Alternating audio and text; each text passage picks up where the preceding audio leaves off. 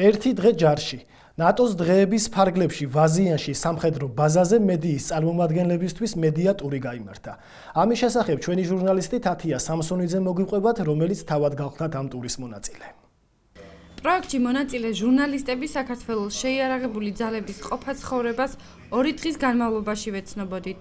მედია ტურის მონაწილეებს გენერალური შტაბის უფროსმა ბრიგადის გენერალმა ვლადიმერ ჩაჩიბაიამ გვიმასპინძლა. მედია ტურის ფარგლებში გავიგეთ, როგორ მომზადებას გადიან საერთაშორისო მისიებში გამგზავრების წინ. მოვინახულეთ კრწანისში ნატო საქართველოს წვრთნისა და შეფასების ერთობლივი სასწავლო ცენტრი, სადაც ექსპერტ ბათუ ქუთელიას ლექცია ნატო საქართველოს თანამშრომლობის შესახებ მოვისმინეთ. ვაზიანის მეოთხე მექანიზებული ბრიგადის სამხედრო ბაზაზე შესვლისთანავე ყველა ჟურნალისტი რიგით ჯარისკაცებად ვიქეცით. სერჟანტ ტაკიძის დაქვემდებარებაში მყოფი ჯარისკაცები ვასრულებდით დავალებებს, ვიღებდით მითითებებს, ვცდილობდით მაქსიმალურად სწორად შეგვესრულებინათ ჩვენზე დაკისრებული მოვალეობები.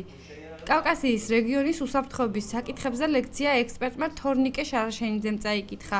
საერთაშორისო ოპერაციებში საქართველოს შეიარაღებული ძალების მონაწილეობის მნიშვნელობა და მიღებული გამოცდილება.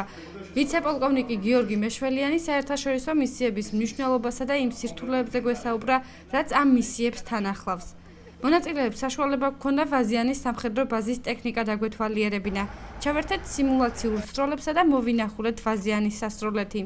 პროექტი ერთი დღე ჯარში ნატოსა და ევროკავშირის შესახებ საინფორმაციო ცენტრისა და თავდაცვის სამინისტროს ორგანიზებით განხორციელდა. ნატოს დღეები საქართველოში წელს მე-10 იმართება.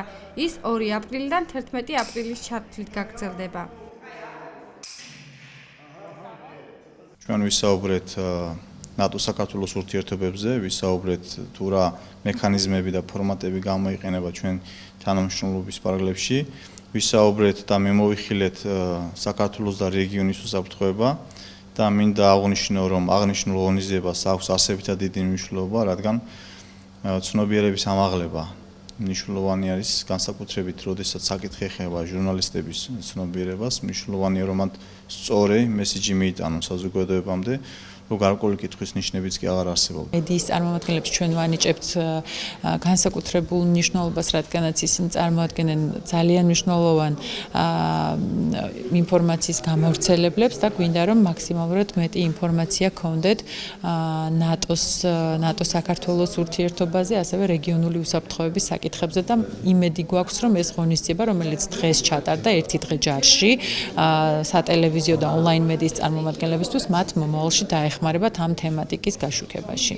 ჩვენ ვაწვდით ინფორმაციას საზოგადოებას და გვიწევს მუშაობა ზოგადად ყველა თემაზე, მათ შორის შეიარაღებულ ძალებზე და ამიტომ პირველ რიგში არის თავარი, რომ ჩვენ ვიყოთ ინფორმირებულები იმის შესახებ, თუ რა პირობებში ცხოვრობს შეიარაღებული ძალები, რო ხშირად უნდა იმართებოდეს მსგავსი სწავლებები, რათა დღეს ქართველმა ჟურნალისტებმა არ დაუშვან ისეთი შეცდომები, რომლებიც ჰქონდათ მათ წლების წინ.